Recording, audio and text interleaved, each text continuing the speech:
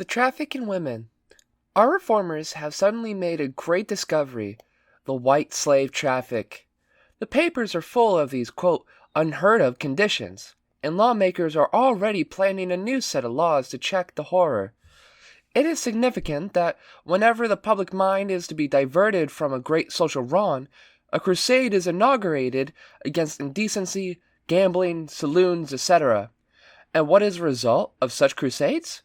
Gambling is increasing, saloons are doing a lively business through back entrances, prostitution is at its height, and the system of pimps and cadets is but aggravated. How is it that an institution, known almost to every child, should have been discovered so suddenly?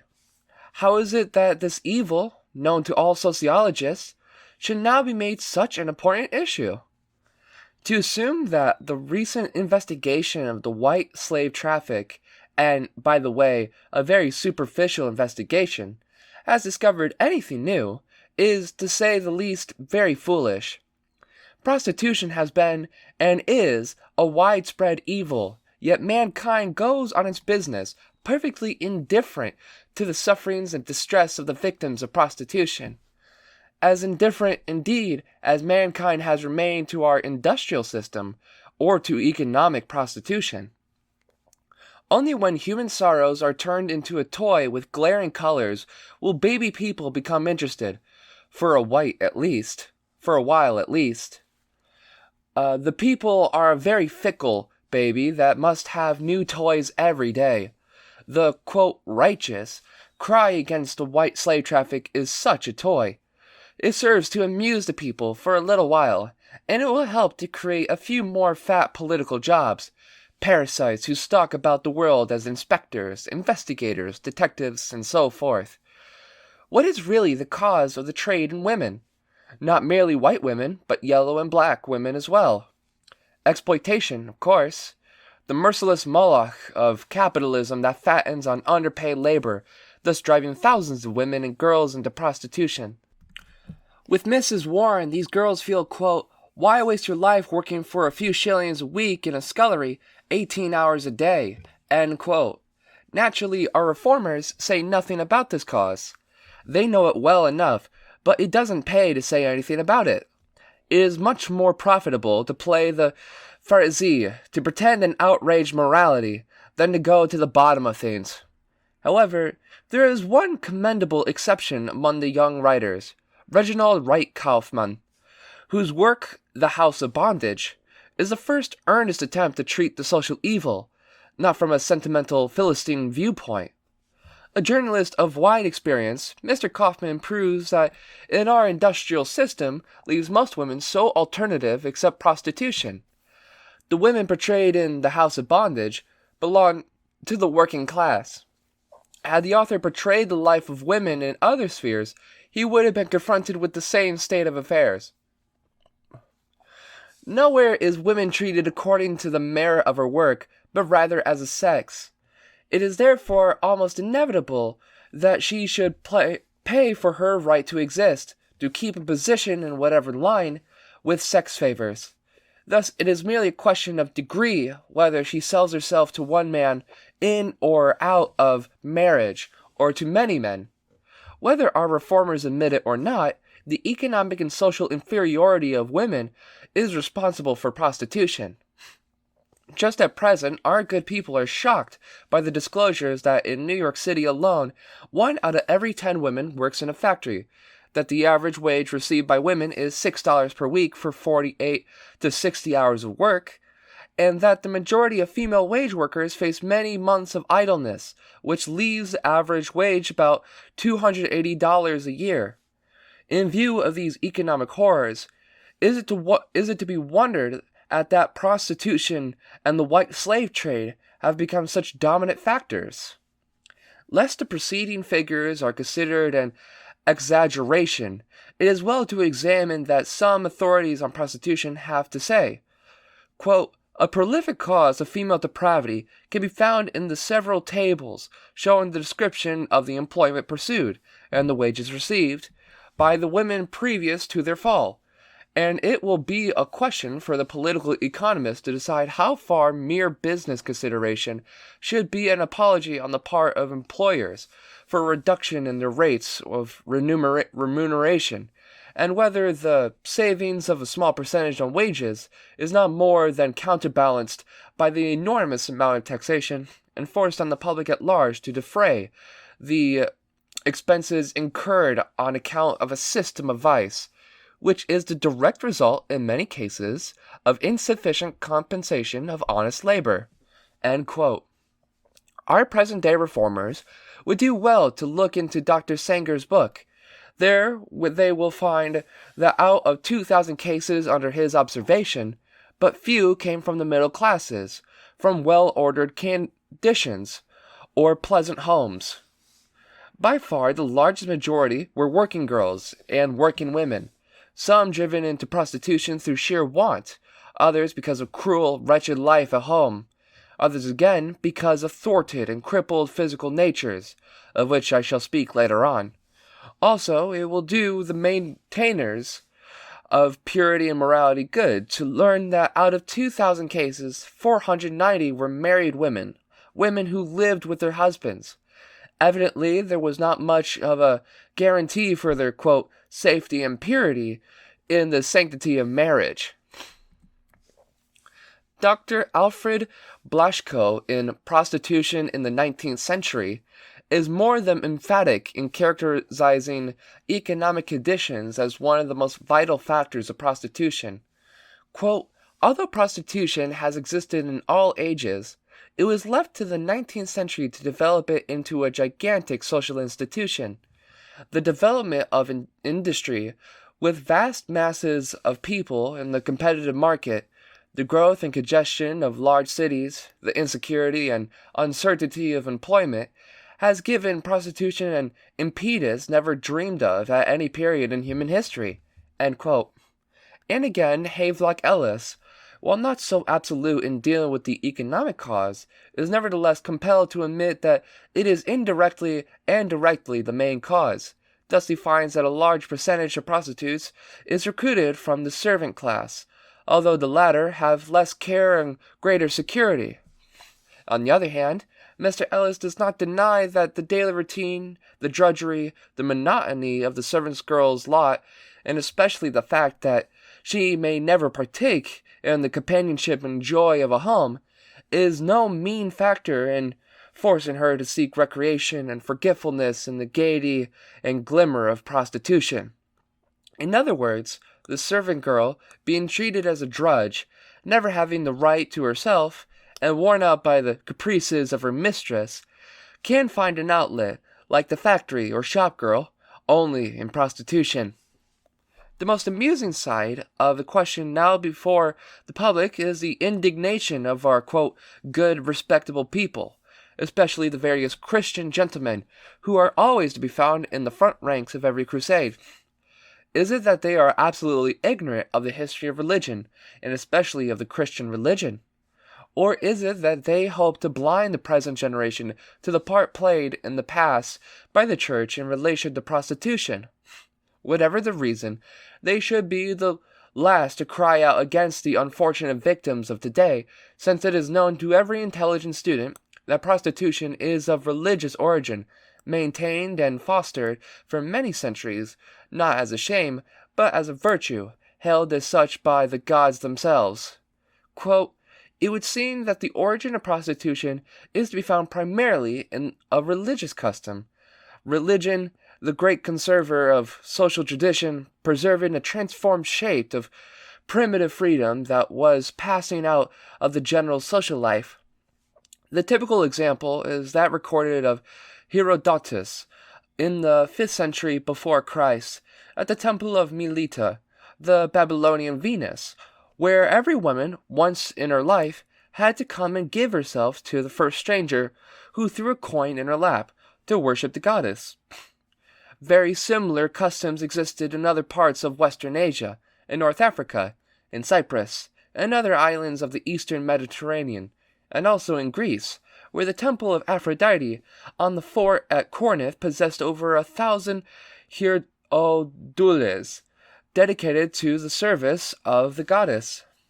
Quote, the theory that religious prostitution developed, as a general rule, out of the belief that the generative activity of human beings possessed a mysterious and sacred influence in promoting the fertility of nature, is maintained by all authoritative writers on the subject. Gradually, however, and when prostitution became an organized institution under priestly influence, religious prostitution developed utilitarian sides, thus helping to increase public revenue.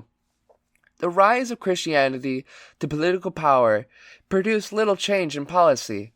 The leading factors of the church tolerated prostitution.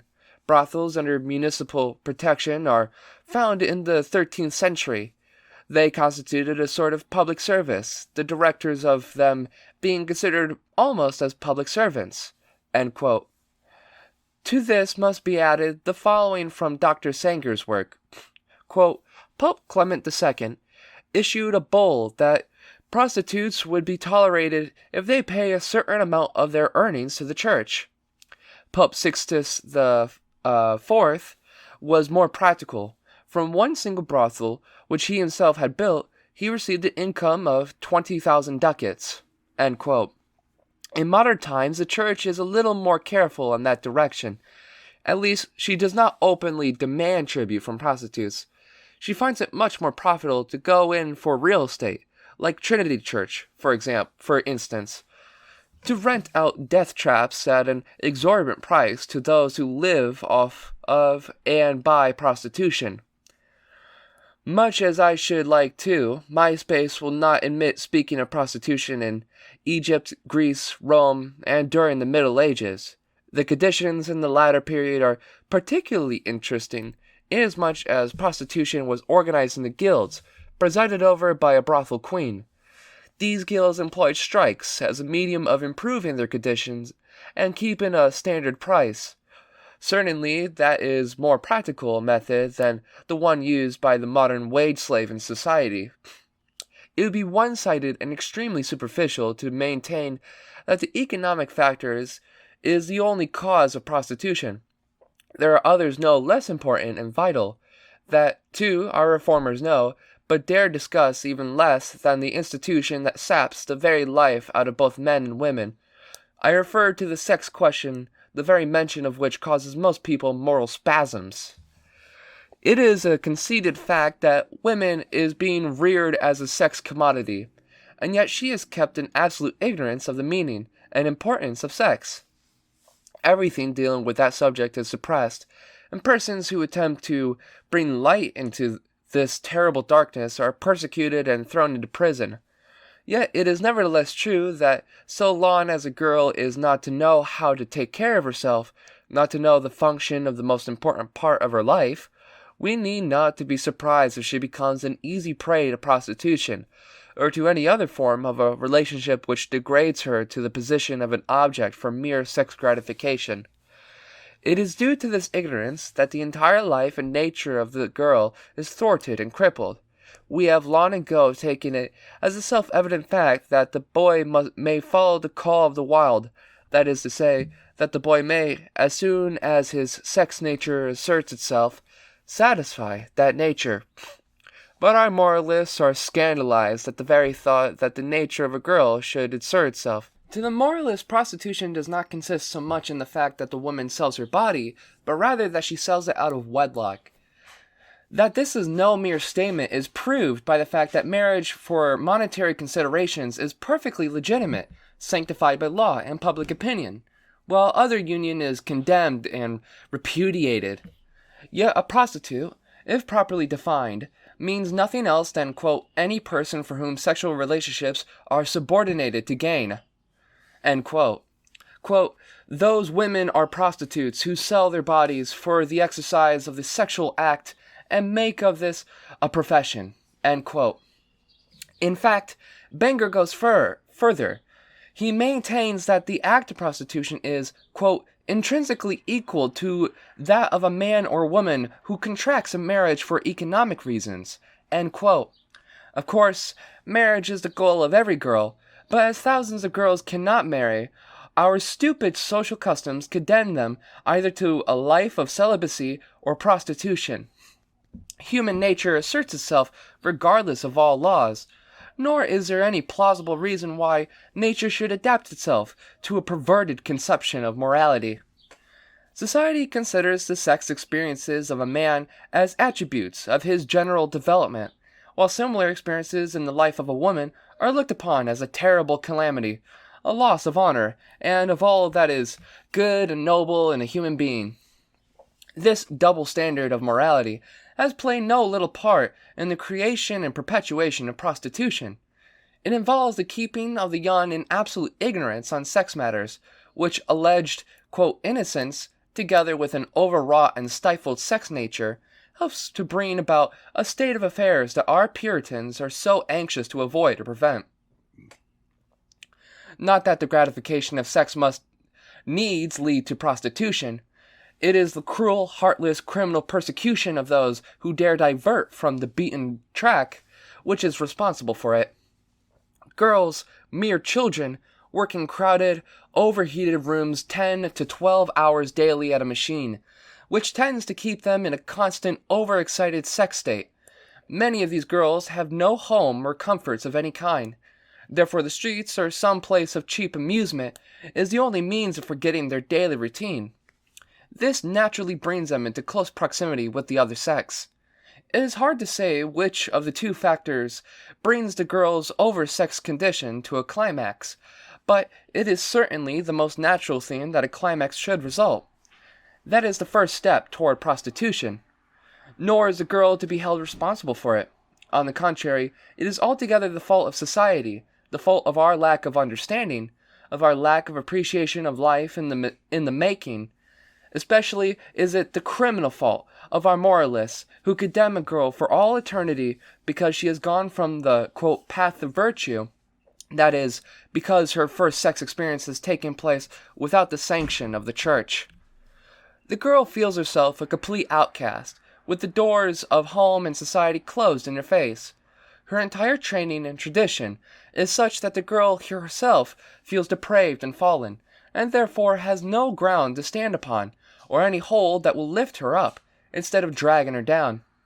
Thus society creates the victims that it afterwards vainly attempts to get rid of.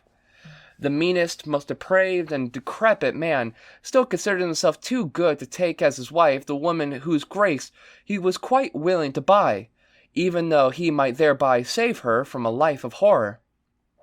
Nor can she turn to her own sister for help. In her stupidity, the latter deems herself too pure and chaste, not realizing that her own position is in many respects even more deplorable than her sister's of the street. The wife who married for money, compared with the prostitute, says Havelock Ellis, is the true scab. She is paid less, gives much more in return in labor and care, and is absolutely bound to her master. The prostitute never signs away the right over her own person. She retains her freedom and personal rights, nor is she always compelled to submit to man's embrace. Nor does the better-than-thou woman realize the apologist's claim of Lecky that, though she may be the supreme type of vice, she is also the most efficient guardian of virtue. But for her, happy homes would be polluted, unnatural and harmful practice would abound. Moralists are ever ready to sacrifice one half of the human race for the sake of some miserable institution which they cannot outgrow. As a matter of fact, prostitution is no more a safeguard for the purity of the home than rigid laws are a safeguard against prostitution. Fully 50% of married men are patrons of brothels. It is through this virtuous element that the married woman, nay, even the child, are infected with venereal diseases. Yet society has not a word of condemnation for the man, while no law is too monstrous to be set in motion against the helpless victim. She is not only preyed upon by those who use her, but she is also absolutely at the mercy of every policeman and miserable detective on the beat, the officials at the station house, the authorities in every prison. In a recent book by a woman who was for 12 years the mistress of a, house, are to be found the following figures. The authorities compelled me to pay every month fines between $14.70 to $29.70. The girls would pay from $5.70 to $9.70 to the police." End quote. Considering that the writer did her business in a small city, that the amounts she gives do not include extra bribes and fines, one can readily see the tremendous revenue the police department derives from the blood money of its victims, whom it will not even protect. Woe to those who refuse to pay their toll. They would be rounded up like cattle, quote, if only to make a favorable impression upon the good citizens of the city, or if the powers needed extra money on the side. For the warped mind who believes that a fallen woman is incapable of human emotion, it would be impossible to realize the grief, the disgrace, the tears, the wounded pride that was ours every time we were pulled in. End quote. Strange, isn't it, that a woman who has kept a, quote, house should be able to feel that way? But stranger still that a good Christian world should bleed and fleece such women, and give them nothing in return except obloquy and persecution. Oh, for the charity of the Christian world! Much stress is laid on white slaves being imported into America. How would America ever retain her virtue if Europe did not help her out? I will not deny that this may be the case in some instances, any more than I will deny that there are emissaries of Germany and other countries luring economic slaves into America. But I absolutely deny that prostitution is recruited to any appreciable extent from Europe. It may be true that the majority of prostitutes in New York are foreigners, but that is because the majority of the population is foreign. The moment we go any other American city, to Chicago or the Midwest, we shall find that the number of foreign prostitutes is by far a minority. Equally exaggerated is the belief that the majority of street girls in this city were enraged in the business before they came to America.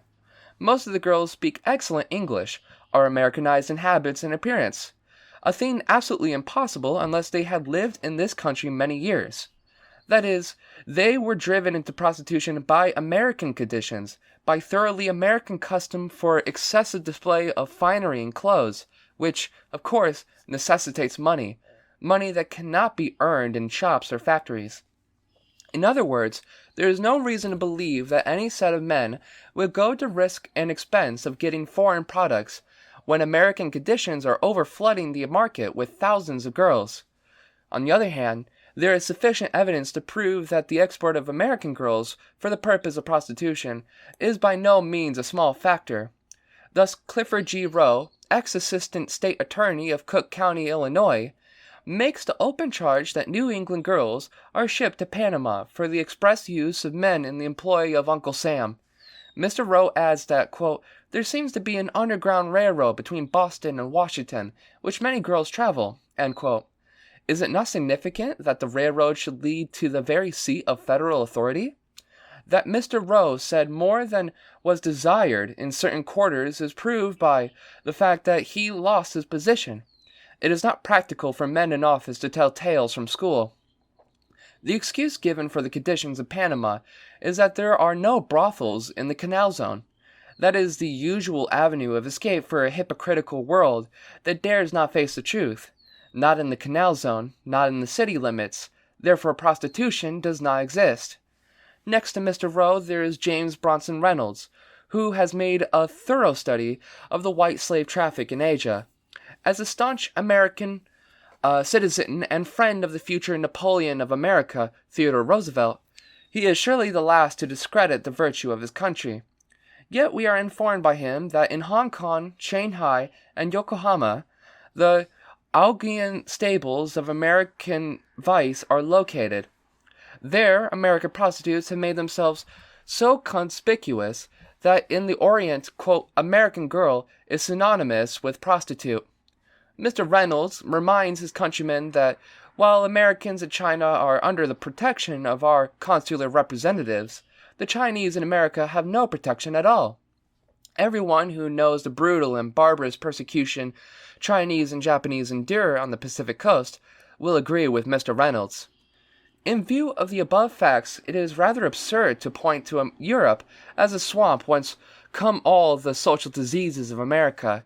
Just as absurd is it to proclaim the myth that the Jews furnish the largest contingent of willing prey.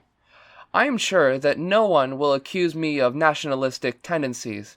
I am glad to say that I developed out of them, as out of many other prejudices.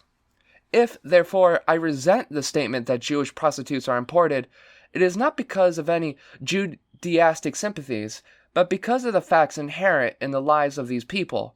No one but the most superficial will claim that Jewish girls migrate to strange lands unless they have some tie or relation that brings them here. The Jewish girl is not adventurous.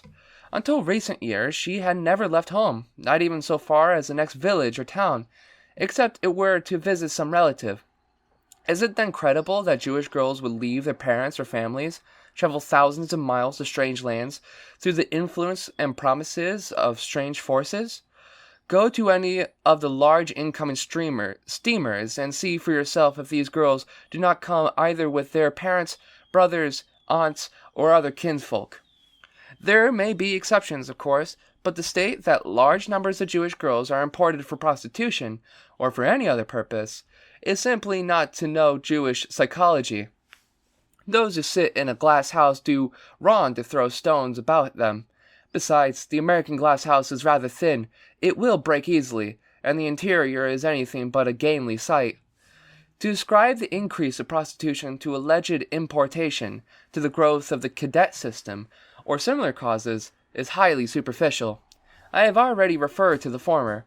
As to the cadet system, abhorrent as it is, we must not ignore the fact that it is essentially a phase of modern prostitution, a phase accentuated by suppression and graft, resulting from sporadic crusades against the social evil.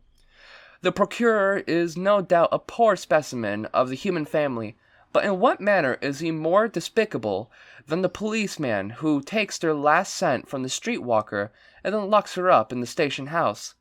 Why is a cadet more criminal, or a greater menace to society, than the owners of department stores and factories, who grow fat on the sweat of their victims, only to drive them to the streets?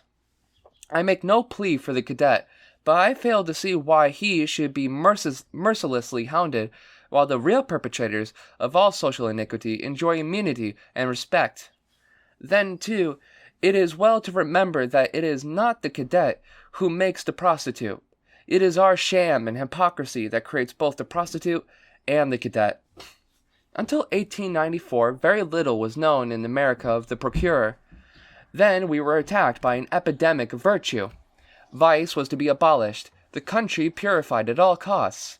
The social cancer was therefore driven out of sight, but deeper into the body. Keepers of brothels, as well as their unfortunate victims, were turned over to the tender mercies of the police. The inevitable consequences of exorbitant bribes and penitentiary followed.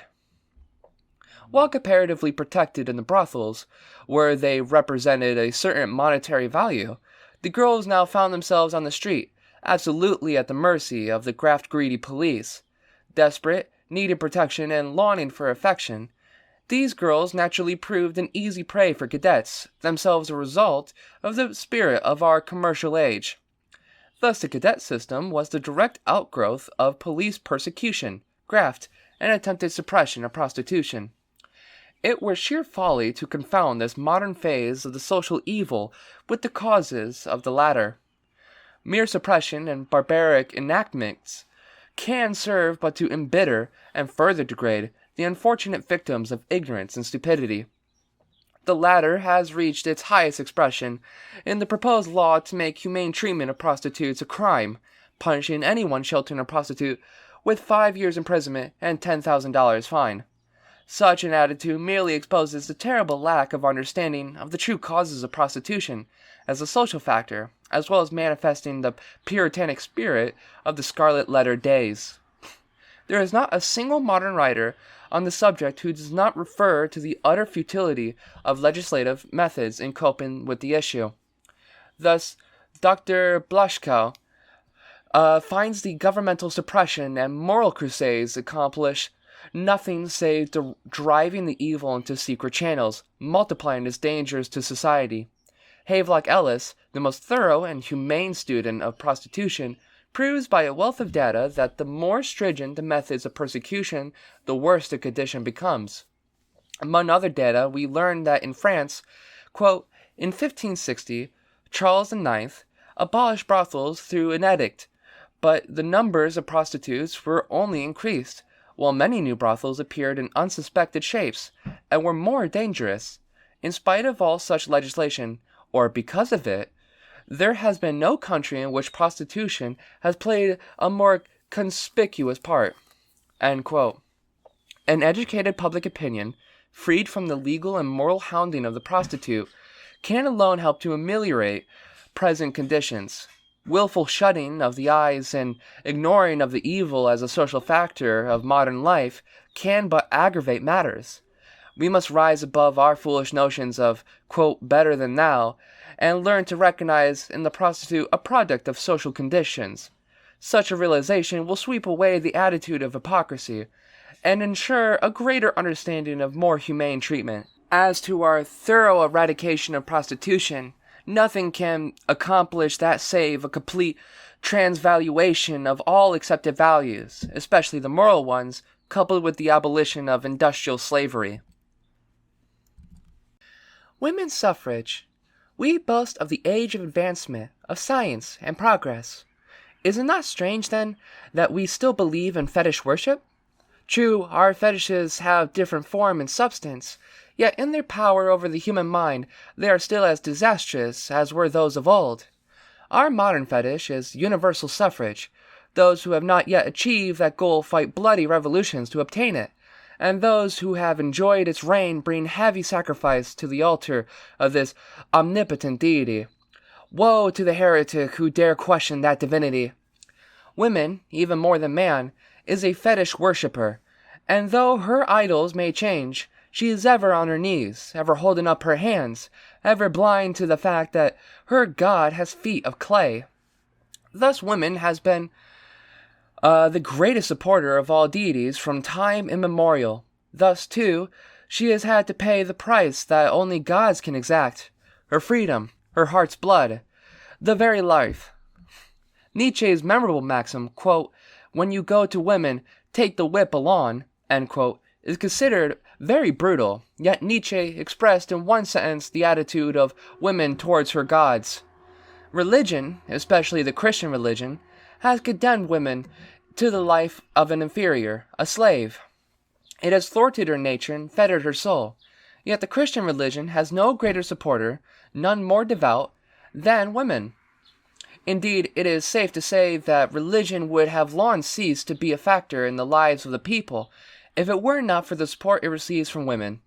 The most ardent church workers, the most tireless missionaries, the world over, are women, always sacrificing on the altar of the gods that have chained her spirit and enslaved her body. The insatiable monster, war, robs women of all that is dear and precious to her. It exacts her brothers, lovers, sons, and in return gives her a life of loneliness and despair. Yet the greatest supporter and worshipper of war is woman. She it is who instills the love of conquest and power into her children. She it is who whispers the glories of war into the ears of her little ones, and who rock her babies to sleep with the tunes of trumpets and the noise of guns. It is women, too, who crowns the victor on his return from the battlefield. Yes, it is woman who pays the highest price to that insatiable monster, war. Then there is the home. What a terrible fetish it is! How it saps the very life energy of women. This modern prison with golden bars. Its shining aspect blinds women to the price she would have to pay as wife, mother, and housekeeper. Yet woman clings tenaciously to the home, to the power that holds her in bondage. It may be said that because woman recognizes the awful toll that she is made to pay to the church, state, and the home, she wants suffrage to set herself free. That may be true of the few. The majority of suffragists repudiate utterly such blasphemy. On the contrary, they insist always that it is women's suffrage which will make her a better Christian and homekeeper, a staunch citizen of the state. Thus suffrage is only a means of strengthening the omnipotence of the very few gods that women has served from time immemorial. What wonder, then, that she should be just as devout, just as zealous, just as prostrate before the new idol, women's suffrage. As of old, she endures persecution, imprisonment, torture, and all forms of condemnation with a smile on her face. As of old, the most enlightened, even, hope for a miracle from the 20th century deity, suffrage. Life, happiness, joy, freedom, independence, all that, and more, is to spring from suffrage. In her blind devotion, women does not see the people of intellect perceived 50 years ago.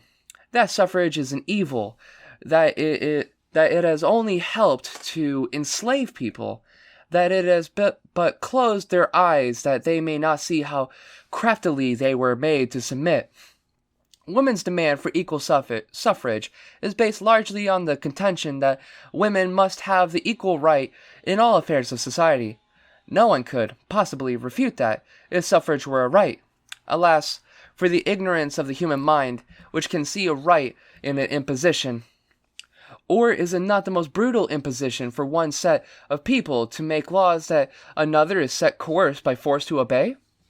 Yet women clamors for that, quote, golden opportunity that has wrought so much misery in the world, and robbed man of his integrity and self-reliance, an imposition which has thoroughly corrupted the people, and made them absolute prey in the hands of unscrupulous politicians.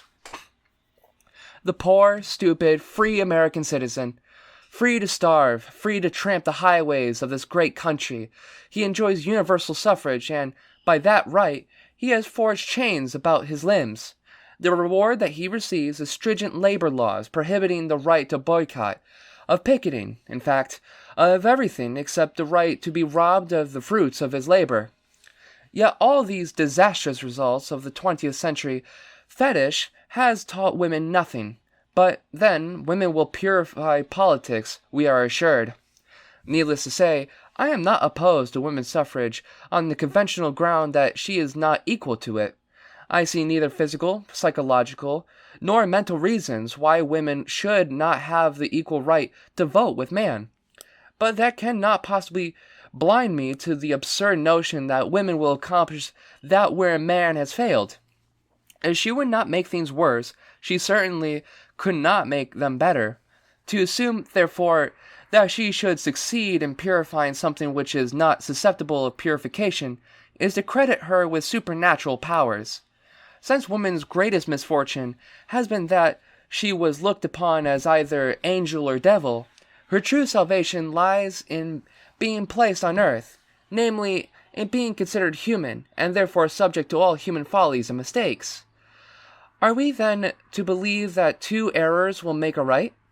Are we to assume that the poison already inherent in politics will be decreased if women were to enter the political arena? The most ardent suffragists would hardly maintain such a folly. As a matter of fact, the most advanced students of universal suffrage have come to realize that all existing systems of political power are absurd, and are completely inadequate to meet the pressing issues of life. This view is also born out of a statement of one who is herself an ardent believer in women's suffrage, Dr. Helen L. Summer. In her able work on equal suffrage, she says, quote, "In Colorado, we find that equal suffrage serves to show in the most striking way the essential rottenness and degrading character of the existing system." End quote. Of course, Dr. Summer has in mind a particular system of voting, but the same applies with equal force to the entire machinery of the representative system. With such a basis, it is difficult to understand how women, as a political factor, would benefit either herself or the rest of mankind. But, say our suffrage devotees look at the countries and states where female suffrage exists, see what women had accomplished in Australia, New Zealand, Finland, the Scandinavian countries, and our own 4 states, Idaho, Colorado, Wyoming, and Utah. Distance lends enchantment, or, to quote a Polish formula, quote, "It is well where we are not," end quote. Thus, one would assume that those countries and states are unlike other countries or states, that they have greater freedom, greater social and economic equality, a finer appreciation of human life, deeper understanding of the great social struggle, with all the vital questions it involves for the human race. The women of Australia and New Zealand can vote and help to make laws. Are the labor conditions better there than they are in England, where the suffragettes are making such a heroic struggle? Does there exist a greater motherhood, happier and freer children than in England? Is women there no longer considered a mere sex commodity? Has she emancipated herself from the puritanical double standard of morality for men and women? Certainly none but the ordinary female stump politician will dare answer these questions in the affirmative. If that be so, it seems ridiculous to point to Australia and New Zealand as the mecca of equal suffrage accomplishments. On the other hand, it is a fact to those who know the real political conditions in Australia that politics have gagged labor by enacting the most stringent labor laws, making strikes without the sanction of an arbitration committee a crime equal to treason. Not for a moment do I mean to imply that women's suffrage is responsible for the state of affairs. I do mean, however, that there is no reason to point to Australia as a wonder-worker of women's accomplishment, since her influence has been unable to free labor from the thraldom of political bossism. Finland has given women equal suffrage, nay, even the right to sit in parliament. Has that helped to develop a greater heroism, an intenser zeal than that of the women in Russia? Finland, like Russia, smarts under the terrible whip of the bloody Tsar. Where are the Finnish Perovskayas, Spiridonovas, Fignas, Brashkovskayas? Where are the countless number of Finnish young girls who cheerfully go to Siberia for their cause? Finland is sadly in need of heroic liberators. Why has the ballot not created them? The only Finnish avenger of his people was a man, not a woman, and he used a more effective weapon than the ballot. As to our own states where women vote, and which are constantly being pointed out as examples and marvels, what has been accomplished there through the ballot that women do not to a large extent enjoy in other states, or that they could not achieve through energetic efforts without the ballot? True, in the suffrage states, women are guaranteed equal rights to property, but what avail is that right to the mass of women without property, the thousands of wage workers who live from hand to mouth?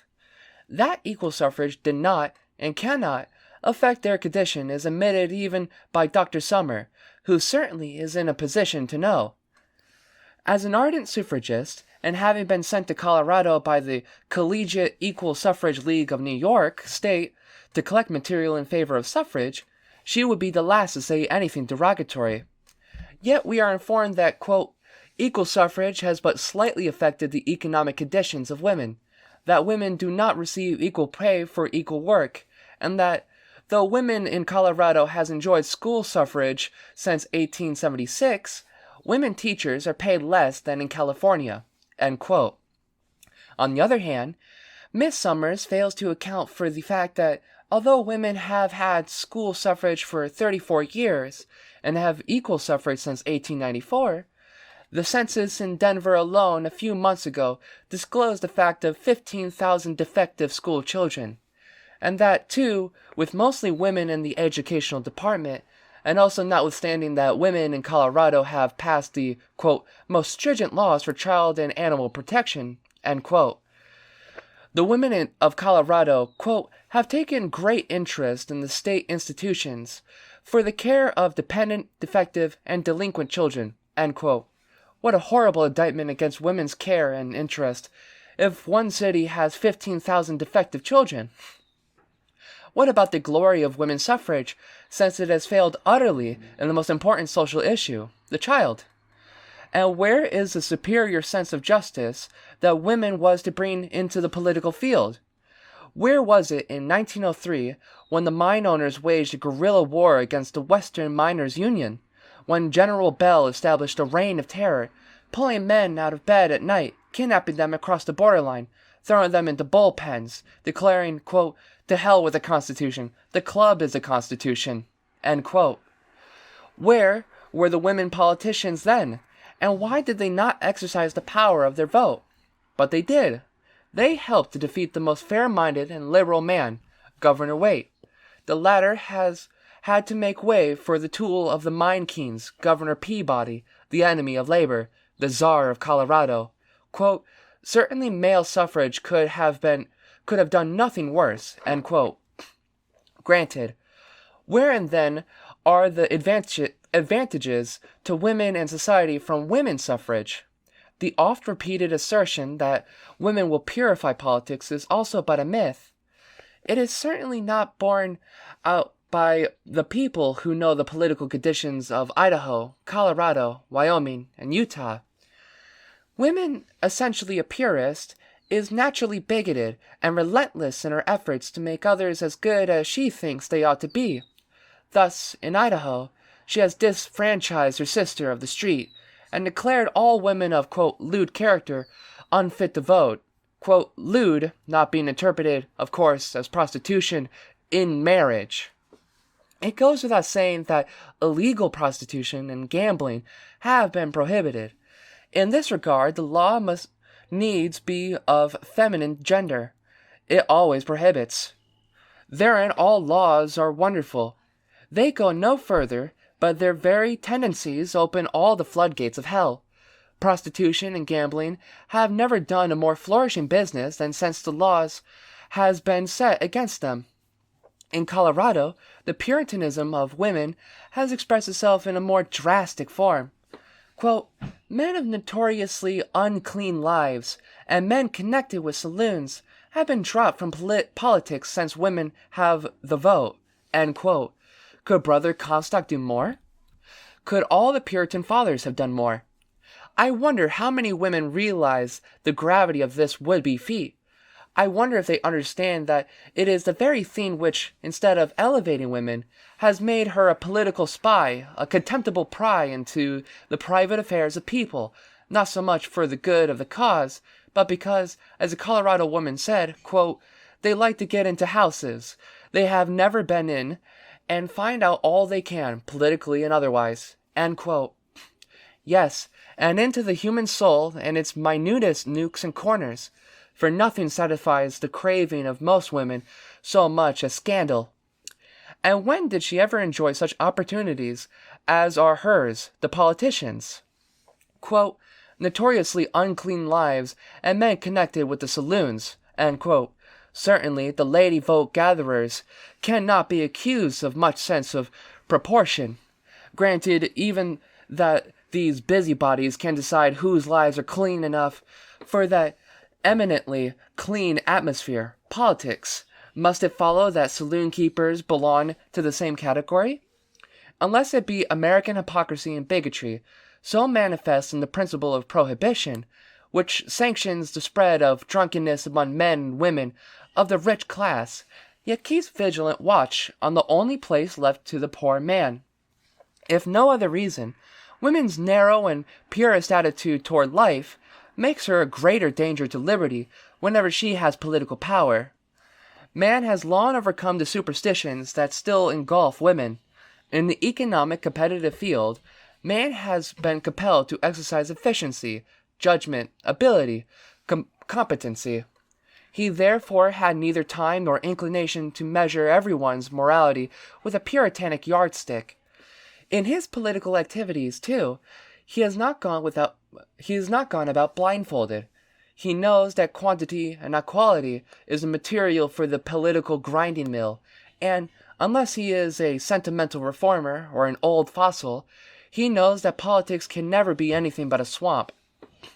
Women who are all conversant with the process of politics know the nature of the beast, but in their self-sufficiency and egotism, they make themselves believe that they have but to pet the beast, and he will become as gentle as a lamb, sweet and pure, as if women have not sold their votes, as if women politicians cannot be bought. If her body can be bought in return for material consideration, why not her vote? That it is being done in Colorado and in other states is not denied even by those in favor of women's suffrage. As I have said before, women's narrow view of human affairs is not the only argument against her as a politician superior to man. There are others. Her lifelong economic parasitism has utterly blurred her conception of the meaning of equality. She clamors for equal rights with man, yet we learn that, quote, few women care to canvass in undesirable districts, end quote. How little equality means to them compared with the Russian women who face hell itself for their ideal. Women demands the same rights as man, yet she is indignant that her presence does not strike him dead. He smokes, keeps his hat on, and does not jump from his seat like a flunky. These may be trivial things, but they are nevertheless the key to the nature of American suffragists. To be sure, their English sisters have outgrown these silly notions. They have shown themselves equal to the greatest demands on their character and power of endurance. All honor to the heroism and sturdiness of the English suffragists. Thanks to their energetic, aggressive methods, they have proved an inspiration to some of our own lifeless and spineless ladies. But after all, the suffragettes, too, are still lacking in appreciation of real equality. How else is one to account for the tremendous, truly gigantic effort set in motion by those valiant fighters for a wretched little bill which will benefit a handful of propertied ladies with absolutely no provision for the vast mass of working women? True, as politicians they must be opportunists, must take half measures if they can not get all. But as intelligent and liberal women they ought to realize that if the ballot is a weapon, the disinherited need it more the economically superior class, and that the latter already enjoy too much power by virtue of their economic superiority. The brilliant leader of the English suffragettes, Mrs. Emmeline Parkhurst, herself admitted, when on her American lecture tour, that there could be no equality between political superiors and inferiors. If so, how will the working women of England, already inferior economically to the ladies who are benefited by the Shackleton Bill, be able to work with their political superiors, should the bill pass? Is it not probable that the class of Annie Keeney, so full of zeal, devotion, and martyrdom, will be compelled to carry on their backs their female political bosses, even as they are carrying their economic masters?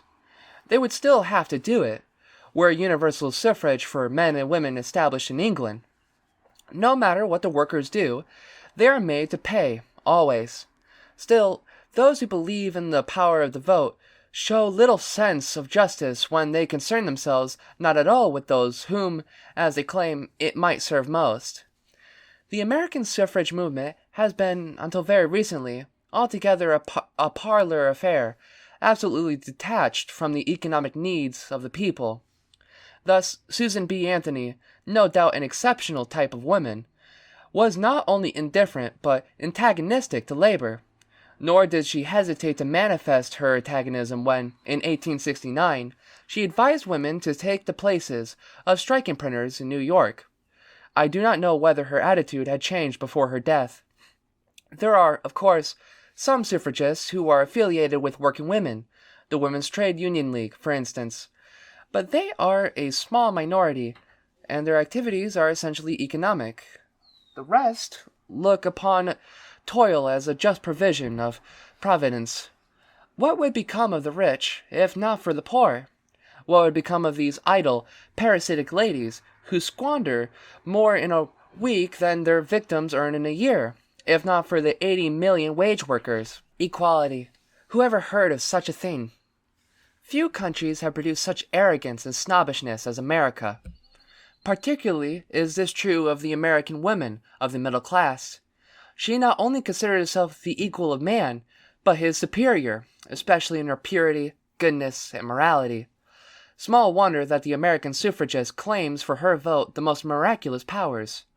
In her exalted conceit, she does not see how truly enslaved she is, not so much by man as by her own silly notions and traditions. Suffrage cannot ameliorate that sad fact. It can only accentuate it, as indeed it does. One of the great American women leaders claims that woman is entitled not only to equal pay, but that she ought to be legally entitled even to the pay of her husband. Failing to support her, he should be put in convict stripes, and his earnings in prison be collected by his equal wife. Does not another brilliant exponent of such cause claim for women that her vote will abolish the social evil which has been fought in vain by the collective efforts of the most illustrious minds the world over? It is indeed to be regretted that the alleged creator of the universe has already presented us with his wonderful scheme of things, else women's suffrage would surely enable women to outdo him completely.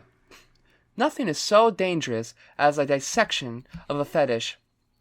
If we have outlived a time when such heresy was punishable by the stake, we have not outlived the narrow spirit of condemnation of those who dare differ with accepted notions.